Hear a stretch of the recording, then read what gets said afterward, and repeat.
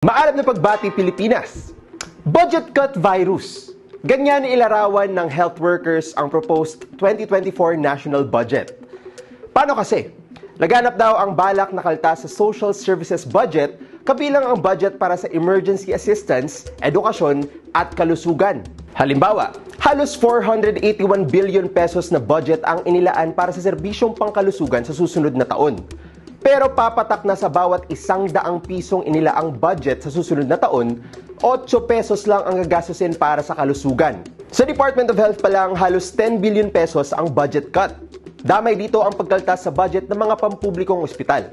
Aabot sa 14 DOH hospitals ang binawasan ng pondo para sa personnel services o budget para sa sweldo at benepisyo ng healthcare workers. Underpaid na nga ang ating health workers, babawasan pa ang pampasweldo sa kanila? Sa sobrang baba nga raw ng pasweldo ngayon sa government health workers, kahit sila hindi kaya magpagamot sakaling magkasakit. Oo, naririto po kami sa ospital, pero kapag po ang pamilya na namin nagkakasakit, pilit din pa rin po kaming pipila dyan sa charity. Kasi wala po kaming kakayahan, hindi kaya ng aming sahod magpagamot. May budget cut din ang marami sa public hospitals. Una dyan ang Philippine General Hospital o PGH na tinuturing na pangunahing ospital ng bansa na may budget cut na aabot sa 2 billion pesos. Pati mga specialty hospitals o mga ospital na may tutok at dalubhasa sa particular na organ diseases, may kaltas din. Liliit lalo yung bilang ng aming matutulungan ng mga mahihirap na pasyente. No? Yung iba nga dyan, halos hindi na dito kumakain, makapagpa-check up lang. Yung epekto naman nito para sa mga empleyado, siyempre magkakat din yung ospital, baka pati yung mga benepisyo na dapat ay tanggapin namin, makompromise. Eto pa, may 10.4 billion pesos din na budget cut sa medical assistance to indigent patients o yung pondong nakalaan para umagapay sa mahihirap na pasyente. Makikita nyo na lang sa mga pasyente natin. Yung iba nga po, halos ayaw nang pumunta ng ospital. Iniintay na lang na matapos yung buhay nila sa bahay. Kasi nga po, wala silang kakayanang magbayad. So kung wala silang makukuhang tulong sa gobyerno, mamamatay lang maaga yung mga pasyente natin.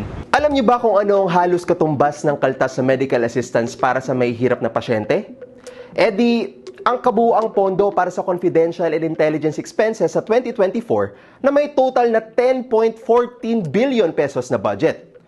May budget na sikreto at di natin alam saan ginagamit habang may budget cut sa tulong sa mahihirap na pasyente? Ano yan?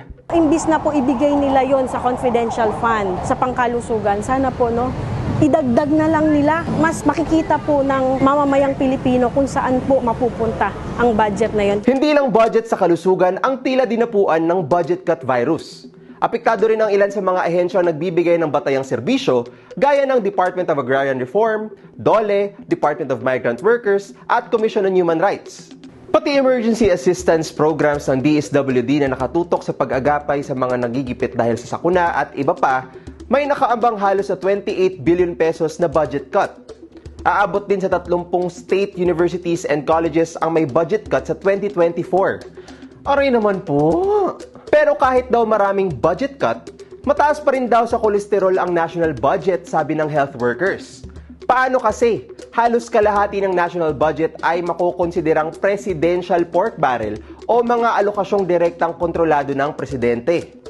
Sa 2024, aabot sa 2.5 trillion pesos ang matatawag na presidential pork barrel o 43% ng national budget next year. Isang malaking bahagi ng national budget na may direktang kontrol ang presidente ay ang tinatawag na special purpose funds o mga bahagi ng budget na kadalasan ay lump sum o buo-buo at walang eksaktong paglalaanan, di katulad ng ibang bahagi ng budget. Para sa 2024, aabot sa tumataginting na 733 billion pesos ang special purpose funds o higit 252 billion pesos na mas malaki kesa sa health budget. Nakaka-high blood!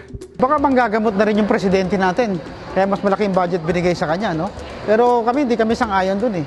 Ang presidente dapat walang ganong kalaking budget. No? In the first place, kahit na wala siyang pera, pwede siyang gumalaw eh. Ba't kailangan niya ng funds? Panawagan nga ng health workers sa Kongreso, itama ang sa tingin nila ay napakalaking pagkakamali na magkaltas sa pondong pangserbisyo habang limpak-limpak ang nilalaan sa confidential funds at pork barrel. Sana po hindi nila kinakat ang budget para po kung gusto nilang makatulong talaga sa mga pasyente, sa ating mamamayang mga Pilipino, sana dagdagan pa nila, hindi yung binabawasan.